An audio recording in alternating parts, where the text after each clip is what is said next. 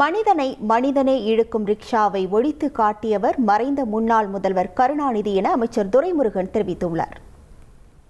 நீங்கள் எல்லாம் கடவுள் பக்தி இல்லாதவர்கள், ஏன் கோவிலுக்கு போகிறீர்கள், விழா கிழா என்று ஏன் போகிறீர்கள் கேட்டார்.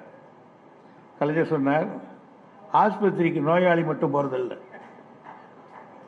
அவனுக்கு கவனிக்கிறவன் உள்ள போவான். அது மாதிரிதான் நாங்கள் தொல்காப்பியத்துக்கு ஒரு புது விதமான உரை எழுத போறேன். நான் சொன்னேன், அண்ணே தப்பா நினைக்காதீங்க, என்ன இது இலக்கியம் எது எழுதிடலாம், யார் ஒன்றா பாடிடலாம். தொல்காப்பியம் அப்படி இல்லைன்னு எதாவது கொஞ்சம் தப்பு பண்ணிட்டா கூட எல்லா புலவரும் பிடிச்சிக்குவாங்க, பிலுபிலுன்னு உங்களை. ஆகியனால இது வேணான்னு. அப்போ என்னுடைய திறமையில உனக்கு நம்பிக்கை இல்லையாண்ணா?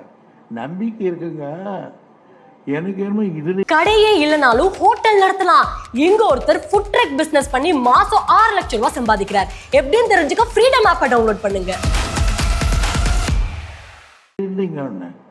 ஒரு ஈடு இணையில்லா தலைவன், தன் தவறை கொண்டு தொண்டங்கிட்ட மன்னிப்பு கேட்கிற பண்பாடு உள்ள உலகத்தை ஒரே ஒரு தலைவர், அந்த தலைவர் தான். மனிதனை மனிதன் இழுக்கிறான் என்பதற்காக அந்த மனிதனை இழுக்கிற அந்த ரிக்ஷாவை ஒழித்து காட்டினாரே, எவ்வளவு பெருது.